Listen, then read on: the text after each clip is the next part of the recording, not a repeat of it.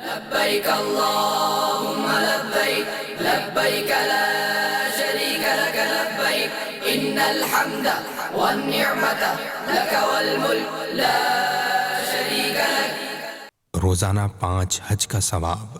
فرمان مصطفیٰ صلی اللہ تعالی علیہ وآلہ وسلم، جو شخص وضو کر کے میری مسجد یعنی مسجد نبوی شریف علی صاحبہ الصلاۃ والسلام میں نماز پڑھنے کے ارادے سے نکلے، یہ اس کے لیے ایک حج کے برابر ہے۔